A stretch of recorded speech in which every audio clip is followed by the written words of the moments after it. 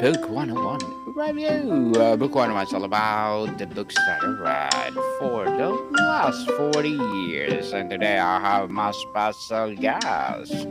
One of his advocacy helping tech professionals achieve financial independence through passive and real estate investing. No other than Mr. Steven Arita. That's me.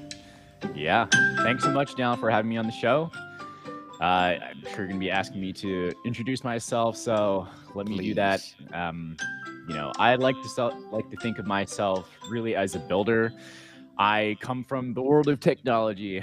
I'm currently a senior solutions architect at Amazon Web Services. I've spent over a decade there, helping design systems scale globally. Help customers. I'm in roles like engineering, large scale program management. I've helped to build data centers and work with, many of the software teams inside of Amazon Web Services. And like I said, I've always been a builder at heart, of systems, teams, ideas, and really a lifelong learner, which is why I was so excited to get, the opportunity here to speak with you, Daniel. A few years ago, I was finishing up grad school, thinking about what is that next chapter for me. And really, I was building a lot of things, a lot of scale for our customers, everyone else, right? But I wanted to do that more for myself as well. And so, I'd been really looking to real estate investing when I was much younger.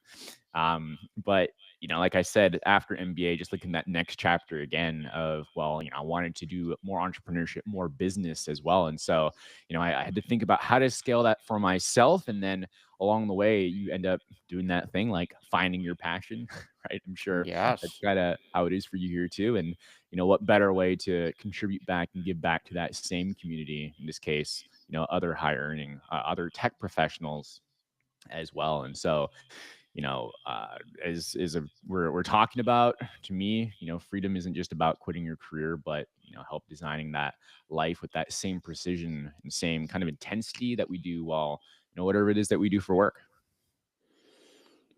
Indeed, interesting, Mr. Steven. Your advocacy is something else. And thank you so much for sharing your knowledge and wisdom to the world.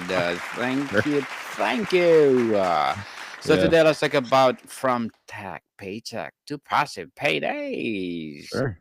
Tell us. Let's start with the core promise of your topic, freedom without quitting. For the high earning professional who is already successful, what does freedom truly mean beyond just financial independence? Yeah, what freedom to me means, right? Because like you said, beyond just financial independence is I went to go to define this. I've borrowed it from a couple places because you have to kind of look out what's out there and kind of check in for yourself too. And what resonates most, I think for most people, me for sure, is to do what you want, when you want, with who you want. And I think that simply what you want, who you want with, and when you want with who you want is absolute freedom. Definitely. Absolutely freedom that you can do anything you want without worrying. Many of your listeners or our listeners are likely trapped on or in the golden handcuff Yeah. of a high salary. What is the fundamental mindset shift they must make to start prioritizing wealth building over just a high income? Yeah, yeah, that's definitely true. I mean, if you're anyone listening in my peers and my tech space, as well as just professionals in space, will know about stocks, restricted stock units, and the golden handcuffs are basically exactly that. They're stocks that will vest over time, so that you get them after you've performed well enough over that next milestone of stock vesting. And so that's kind of what referred to as that golden handcuffs, just to define that quickly. And so, you'll have whatever your base pay is, as an example, and then these different stock vesting. Again, that's kind of the to give context to what that's really referring to. And so you're asking, like, what does that really mean? Right. Well, there's a lot to unpack here, which we can do over this episode if this is kind of where you want to go. But in general, that idea is, you get these chunks of income, right? These stock vests.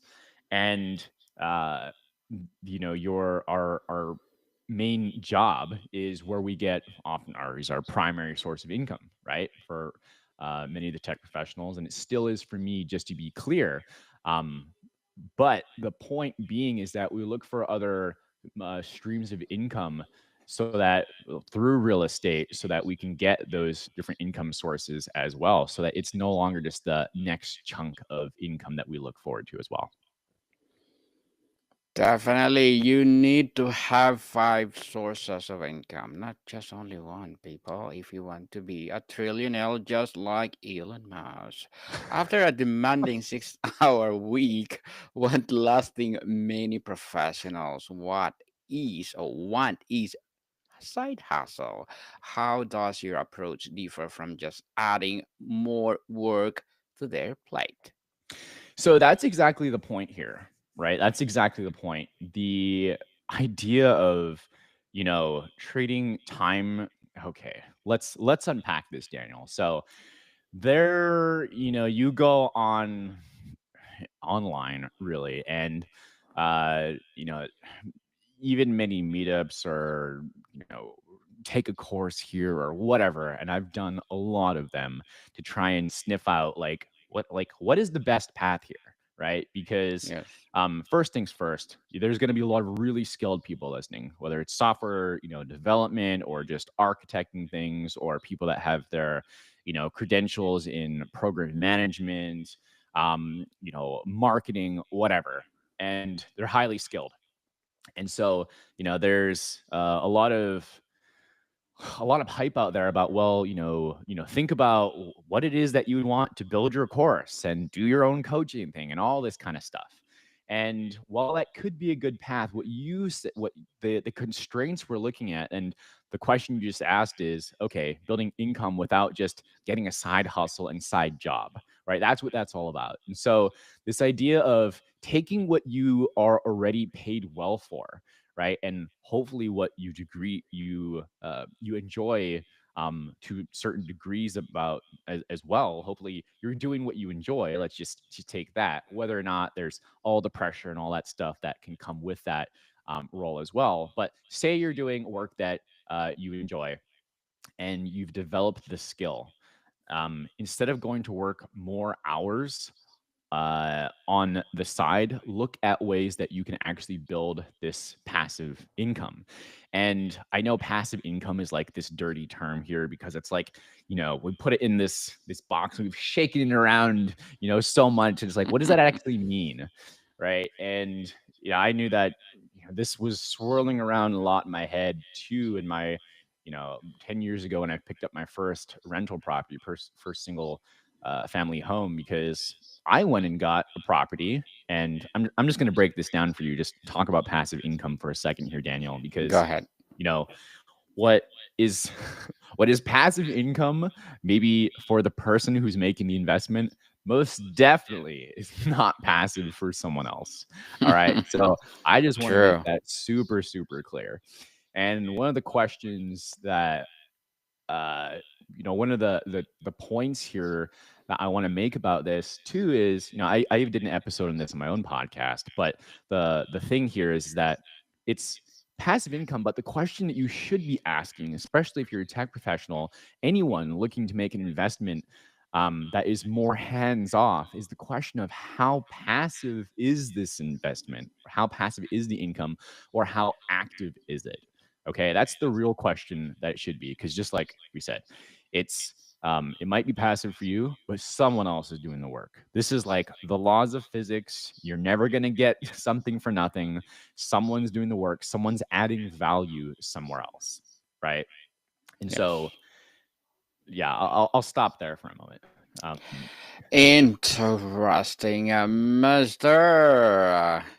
Interesting indeed. So, tell us, because after because demanding, yes, go ahead. yeah, because um, so you're probably wondering a little bit of, what does this look like?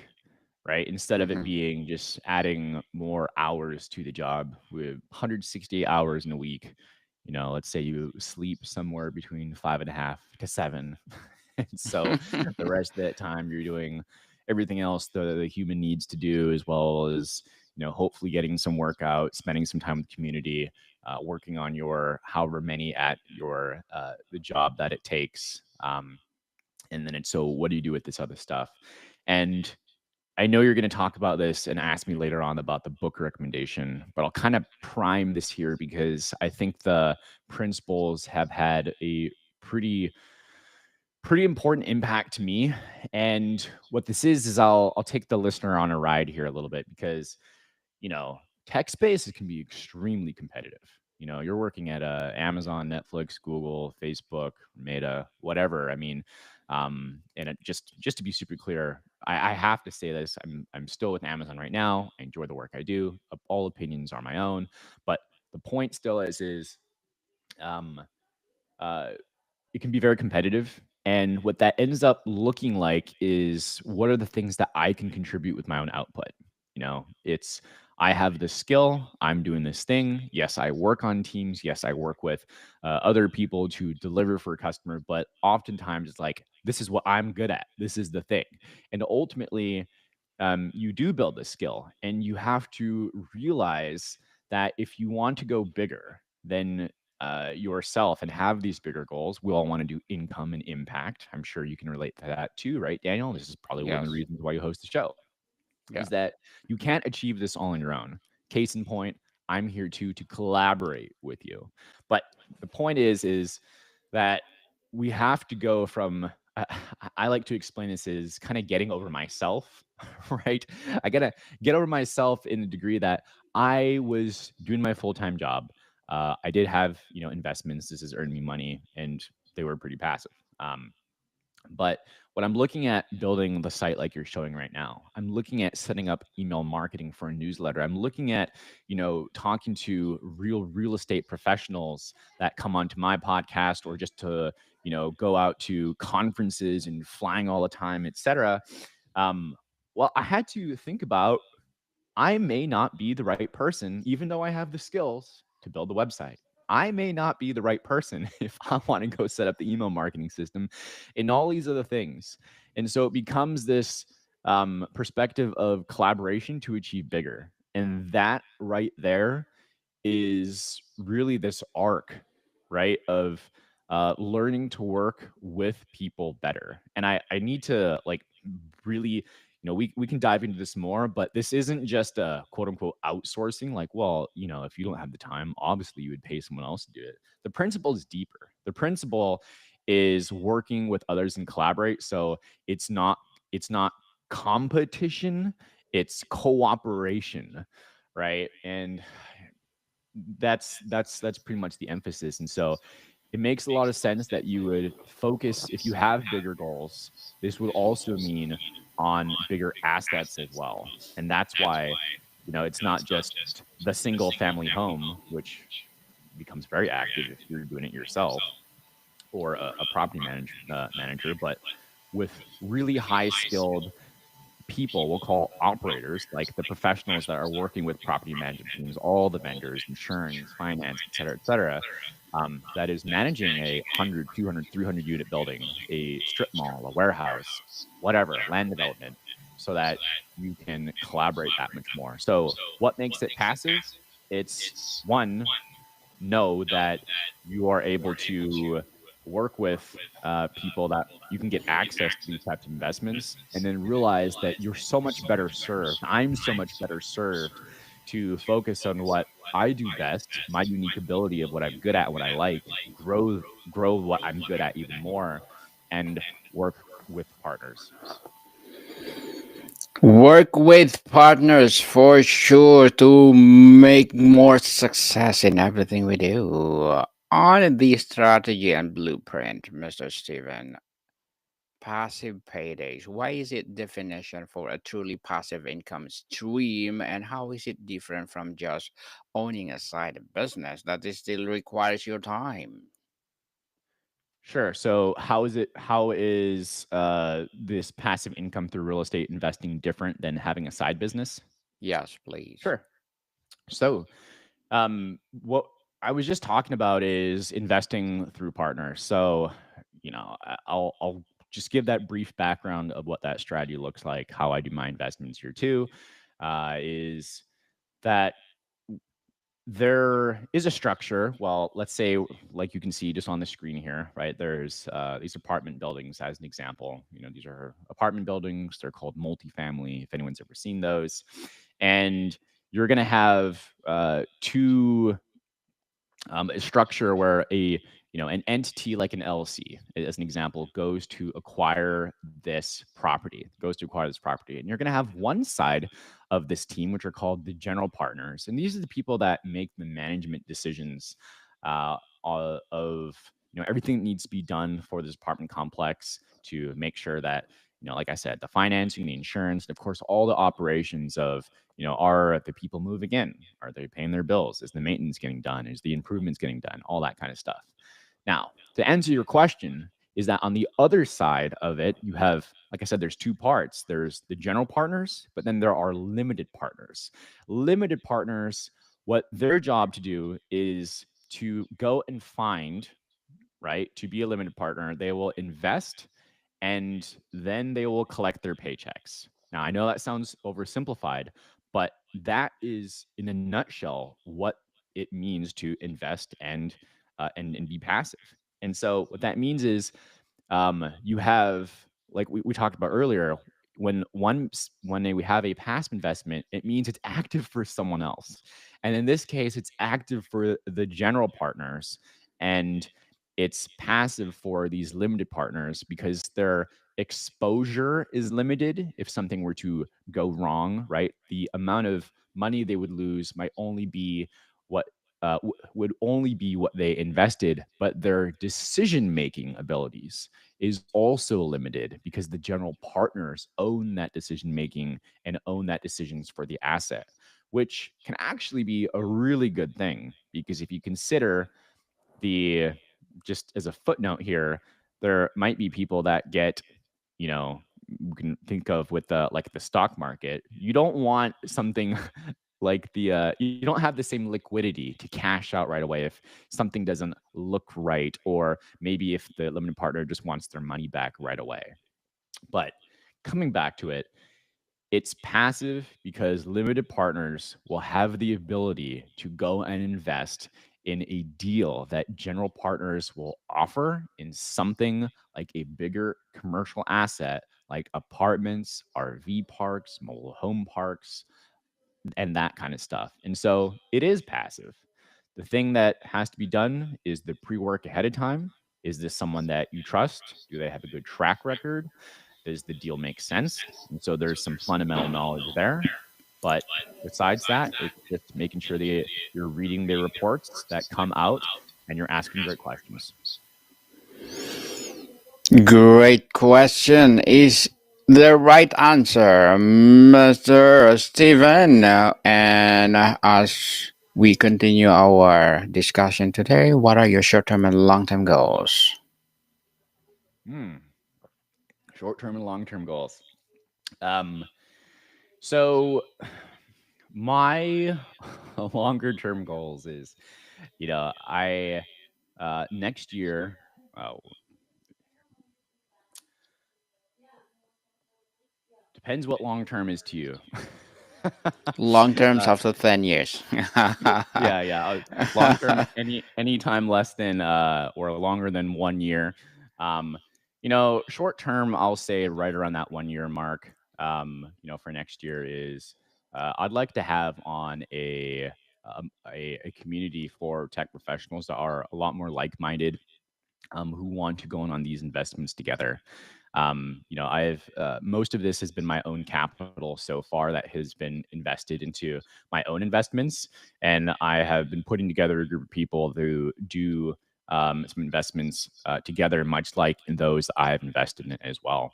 And so, um, I would like to have that community next year. Maybe Q4 is when I would like to do kind of a Q3, Q4. So, maybe again this time next year, a smaller summit, right? Just kind of like a half day kind of conference on like, hey, this is kind of unpacking everything that we've talked about here so far, but have different people come in that specializes in different types of assets, have people that come in and talk about the parts that people would need to educate themselves. And so that's what I'd like to do. Longer term, obviously a certain number of assets under management would be great, but I really want to serve more people. And I would like to, um, I'd like to be able to take care of my own family a bit more too. So I'd love to retire my parents. I think that would be pretty cool. I'm not at that point yet. There's there's a lot more to be said, but I think kind of financial and personal on both sides. Well, good luck to your goals and looking forward for more success, Mr. Mhm. Steven. And uh, what would be your piece of advice for those people out there want to be like you? That want to be like me. Yes. I would say